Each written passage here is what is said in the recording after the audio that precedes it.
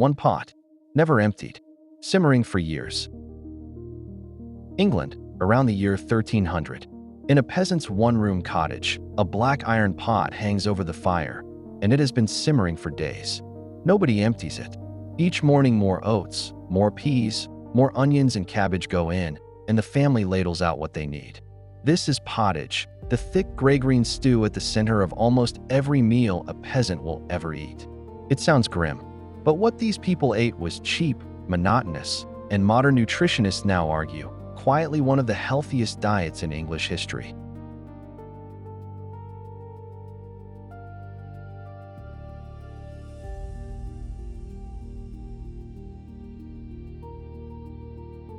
Picture a medieval peasant, and you probably picture hunger, thin gruel, and black bread.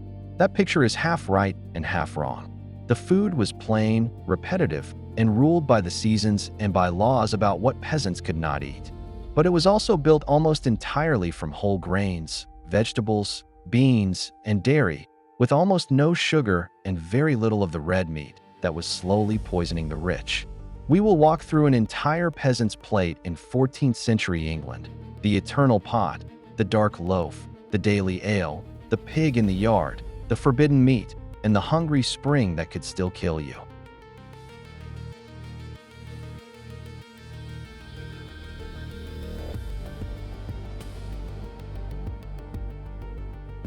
Start with the pot, because everything else on the peasant table orbits around it. Pottage was a thick stew of grains and vegetables, simmered in a single cauldron that often never fully emptied. A handful of oats or barley went in to thicken it, then whatever the garden gave: leeks, onions, cabbage, peas, beans, and wild pot herbs pulled from the hedgerows. It bubbled over the fire all day, and the family ate it morning and night, dipping bread straight into the bowl. To a modern nose, it would seem plain to the point of punishing. But pottage was clever food.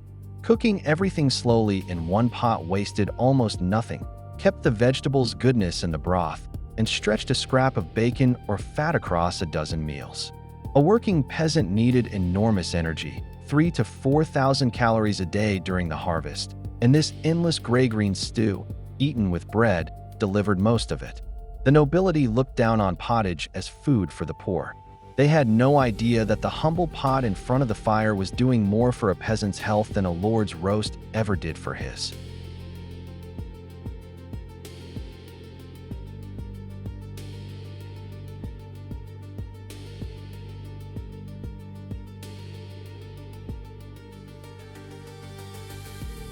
The color of your bread told everyone exactly where you stood.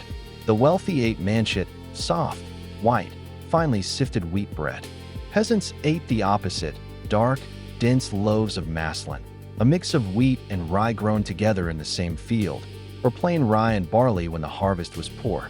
In a hungry year, the loaf might be patted out with peas, beans, even ground acorns. Bread was not a side dish here. It was the foundation, supplying most of a peasant's daily calories, often a pound or two of it every day. But there was a catch that could get you fined. A peasant could not simply grind his own grain. Across much of England, the lord held a mill monopoly, and you were required to carry your grain to his mill and hand over a portion, often around a 16th, as a payment, called multure. Grinding at home with a hand quern was banned, and lords enforced it. At one famous abbey in St. Albans, the monks confiscated the villagers' hand mills and paved a floor with the captured stones. So even the daily loaf, the most basic food there was, came taxed by the man who owned the land.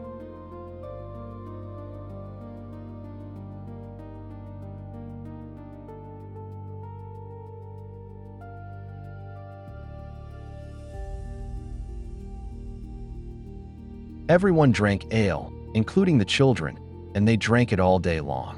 This was not the strong stuff you know now. Peasants brewed small ale, weak and low in alcohol, often the second, thinner runnings drawn from a mash already used once. A laboring man might get through the better part of a gallon of it in a single day. There were two good reasons. First, water could not always be trusted. A well or a stream near animals and waste could make you sick, while ale had been boiled during brewing and was safer to drink. Second, and just as important, ale carried real calories. made from malted barley or oats. Weak ale was almost a liquid bread, a steady drip of energy for people burning themselves out in the fields. Brewing was usually women's work. The alewife was a fixture of village life, and a fresh batch was announced with a pole and a bush hung outside the door. Children drank the weakest ale from the time they were weaned. To us that sounds alarming, but in a world with no clean tap water, a cup of small ale was one of the safest and most nourishing things a peasant could put in front of a child.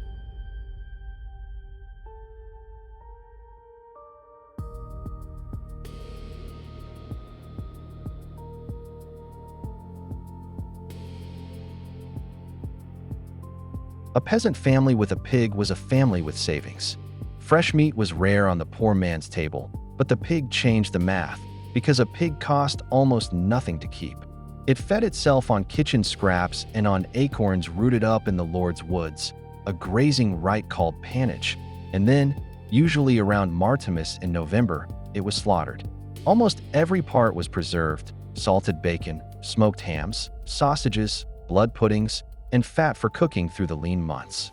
A single pig could season a family's pottage for most of a year.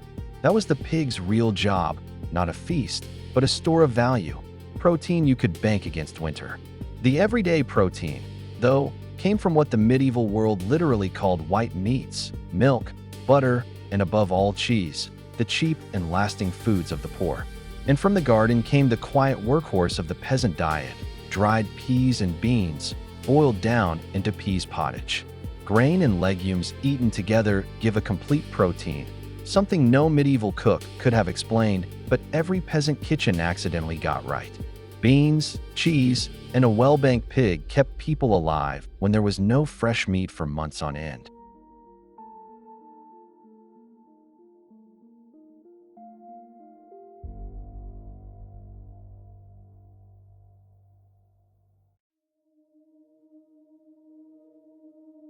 Some of the best food in England was all around the peasant, and taking it could cost him his freedom. The deer in the woods, the wild boar, the hares, and in many places even the rabbits belonged to the king or the local lord under the harsh forest law. A hungry peasant who poached a deer risked savage punishment. The meat that ran wild through the trees was simply not his to eat. The church controlled the calendar too. On fish days, every Friday, often Wednesday and Saturday, and the long weeks of Lent, no meat was allowed at all. Across a whole year, that meant well over 100 meatless days, filled instead with salted herring and dried stockfish, so hard it had to be soaked before cooking. Between the Lord's game laws and the church's fish days, a huge share of the peasant's possible diet was fenced off by rules he did not write. But there was a release valve: the feast day.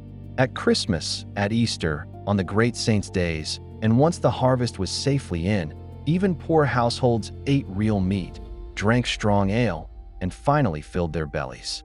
Those feasts mattered so much precisely because, for most of the year, the good food was forbidden.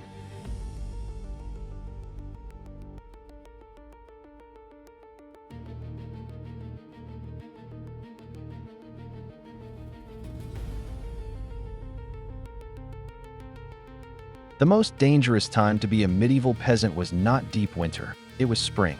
The barns were filled in autumn, but by the following April or May the stores were running dangerously thin. The grain was nearly gone, the salted pork was used up, and the new harvest was still months away. Historians call it the Hungry Gap, and in a bad year it tipped into real famine. The Great Famine of 1315 to 1317, driven by relentless rain and failed harvests, killed perhaps a tenth of the population across parts of northern Europe. So the peasant diet was not gentle. It was monotonous, seasonal, taxed, and fenced in by law, and it could still starve you. And yet, here is the twist the modern world keeps rediscovering: when there was enough of it, it was a remarkably healthy way to eat. Whole grains, vegetables, beans, and dairy, almost no sugar, and very little red meat. Compare that to the medieval noblemen, gorging on roast after roast, whose skeletons show the gout, the obesity, and the joint disease of a rich, meat-heavy life. The peasant, if he could only survive the hungry spring, was quietly eating closer to what nutritionists today would actually recommend.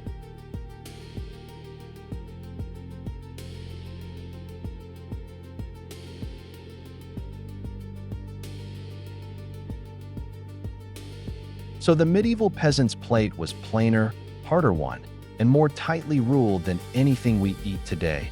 And when the harvest was kind, healthier than the feast of the Lord who owned him. If that surprised you, subscribe to Curious History, where the everyday past keeps turning out stranger than the battles. Next time, what people actually ate inside a medieval tavern, and why travelers learned to fear the bread.